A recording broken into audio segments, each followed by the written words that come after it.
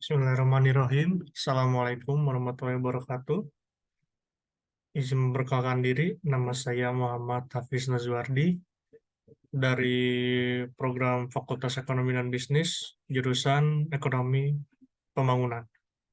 Di sini saya akan mempresentasikan tentang judul penelitian saya, yaitu pengaruh tingkat kesehatan, tingkat pengangguran, dan upah minimum provinsi terhadap tingkat kemiskinan wilayah timur Indonesia tahun 2012 sampai 2022.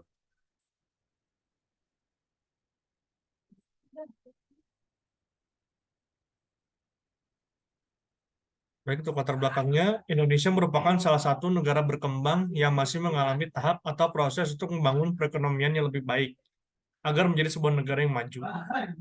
Lalu pembangunan ekonomi, menurut dari Todaro dan Smith pada tahun 2011 adalah sebagai upaya untuk meningkatkan pertumbuhan percepatan per kapita berkelanjutan agar negara bisa memperbanyak output yang lebih cepat. Lalu, menurut RPJMN tahun 2015 sampai 2019, kondisi real dari PDB antara kawasan barat Indonesia dengan kawasan timur Indonesia terjadi ketimpangan yang sangat besar, yaitu di mana kawasan barat bisa mencapai 75% PDB yang dihasilkan, sedangkan di wilayah timur hanya 25% saja. Sedangkan secara kekayaan alam Indonesia itu berada di wilayah timur Indonesia.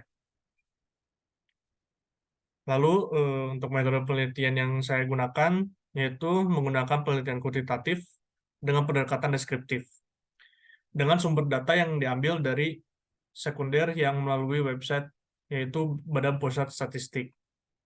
Data yang digunakan merupakan berbentuk time series tahun 2012 sampai 2022 dengan data per section yaitu 3 provinsi yaitu Nusa Tenggara Timur, Papua, dan Papua Barat dengan software Stata 17. Data yang digunakan itu meliputi persentase penduduk miskin, persentase angka harapan hidup, persentase tingkat pengangguran, dan tingkat upah minimum provinsi di Nusa Tenggara Timur, Papua, dan Papua Barat. Berikut adalah hasil penelitiannya, di mana hasil estimasi yang saya dapatkan, yaitu tingkat kemiskinan dengan koefisien 10,6 minus 0,62, yaitu untuk tingkat kesehatan, positif plus di 0,00 untuk tingkat pengangguran, dan negatif 2,73 untuk di upah minimum provinsi. Nah, dari hasil regresi tersebut juga diketahui bahwa nilai R-square yaitu sebesar 0,86, yang berarti bahwa variabel-variabel independen yaitu seperti tingkat kesehatan, pengangguran, dan upah minimum mampu menjelaskan sebesar 86,91% terhadap variabel dependennya yaitu kemiskinan, sedangkan sisanya dijelaskan oleh variabel di luar model. Kesimpulan yang bisa saya dapatkan dari hasil penelitian ini yaitu variabel tingkat kesehatan berpengaruh negatif dan signifikan terhadap tingkat kemiskinan wilayah timur Indonesia per tahun 2012 sampai 2022 dengan koefisien sebesar negatif 0,062, yaitu yang berarti sehingga tingkat kesehatan itu meningkat sebesar 1%, maka tingkat kemiskinan akan menurun sebesar 0,062.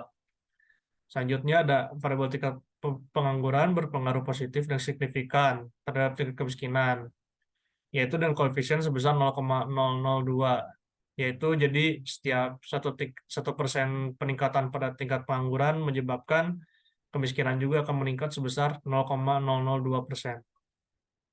Selanjutnya ada variabel upah minimum yang berpengaruh negatif dan signifikan terhadap kemiskinan di timur Indonesia dengan koefisien sebesar negatif 2,73, yaitu yang berarti ketika upah minimum provinsinya naik sebesar Rp100.000 akan menyebabkan tingkat kemiskinan itu menurun sebesar 2,73%.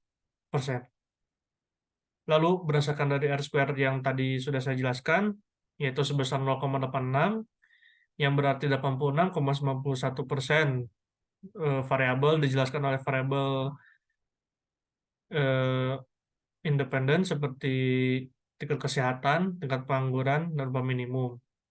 Yang sisanya dijelaskan oleh variabel yang lainnya.